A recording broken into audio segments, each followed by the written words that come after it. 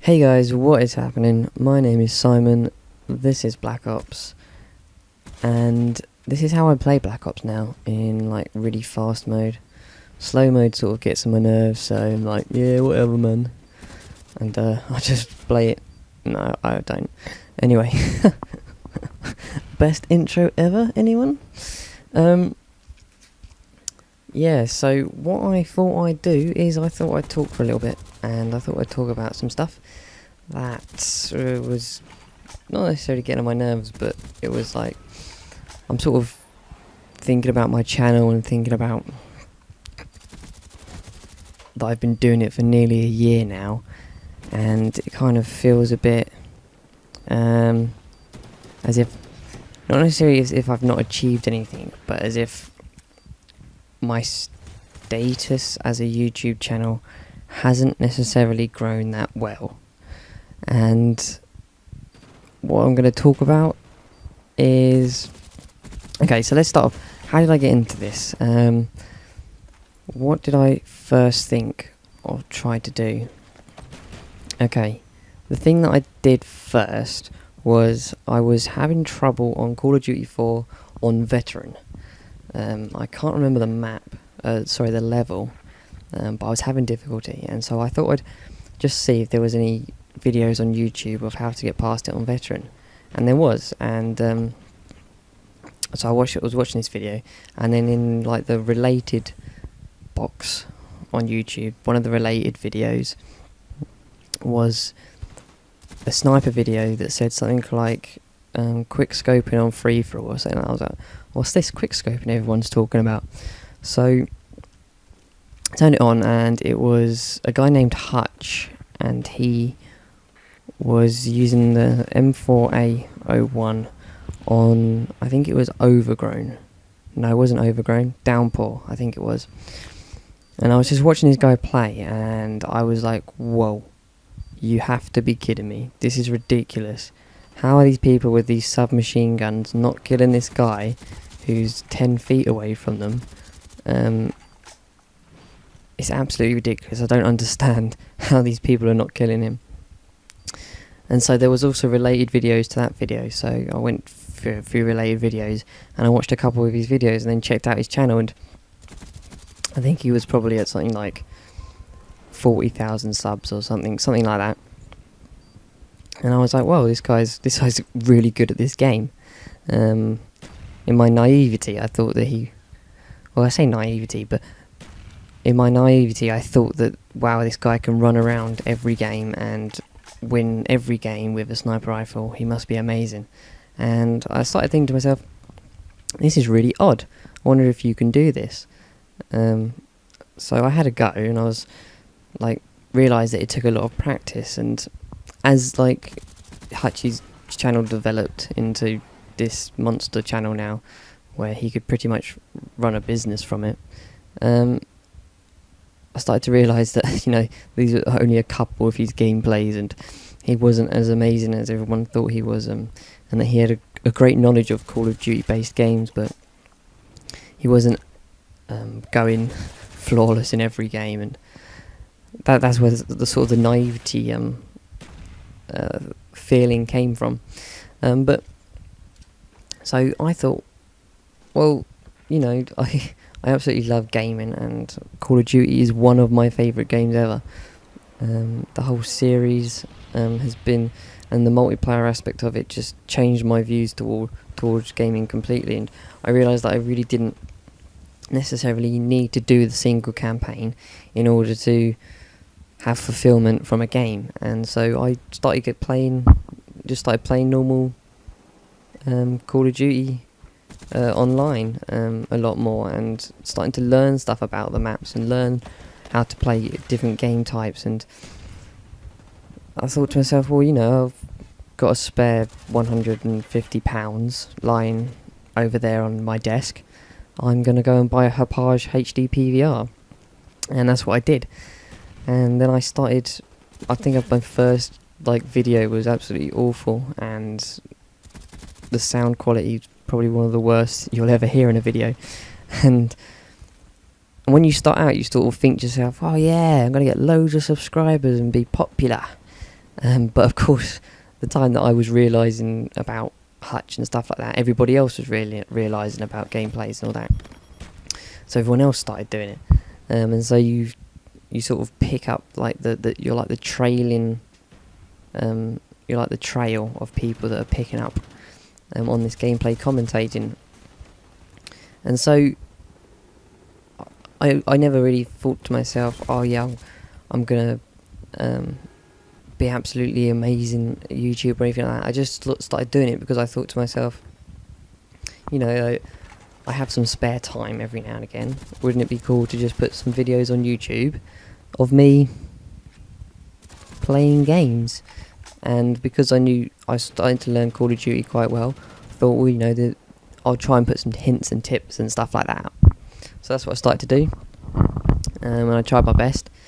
And nearly a year later, I think I'm at something like 420 subscribers, which I'd probably say about 100 of them came about because of my Formula 1 video. And they may not necessarily enjoy Call of Duty games, but this is where I started, and this is the game that I've learnt so well, and I've tried to teach other people to play the best that I can. But the thing about it is that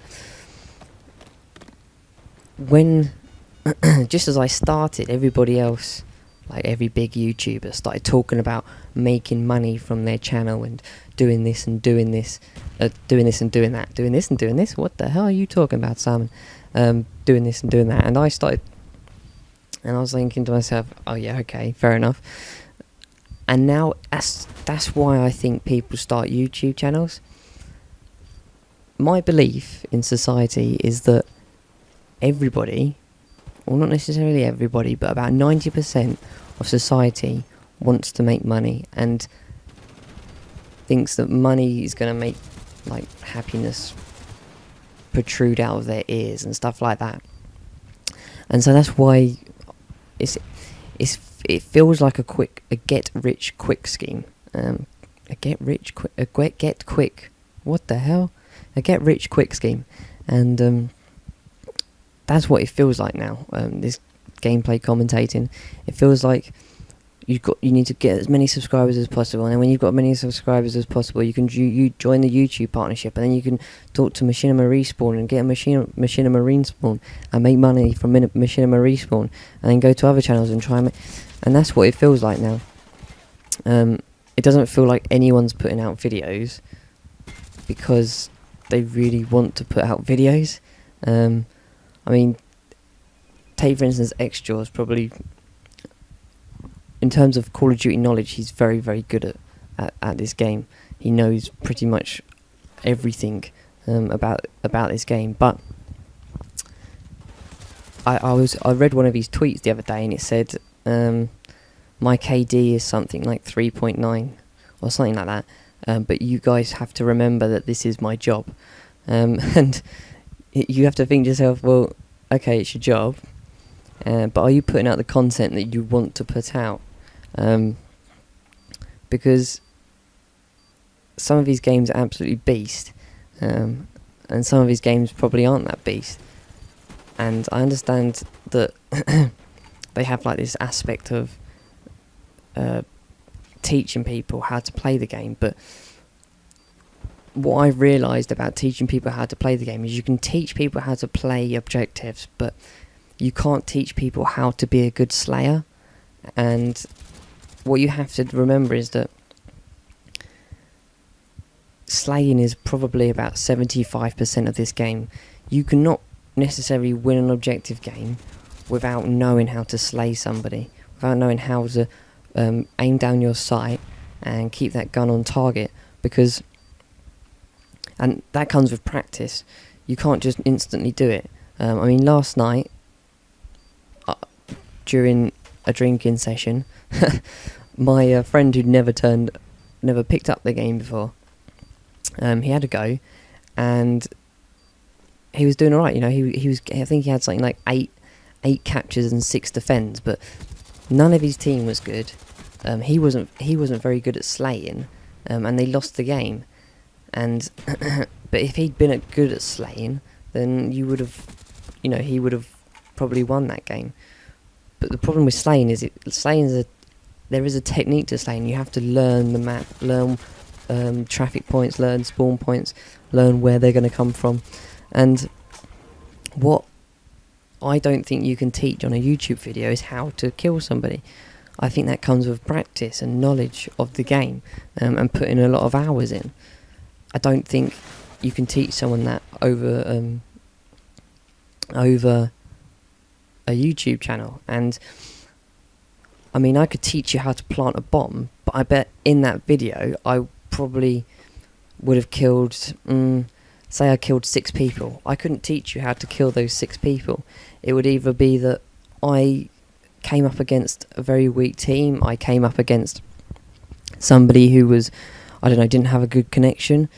That's not something that you can teach. That's something that comes with practice and knowledge of the game. And so, anyway, let me go back to what I was talking about.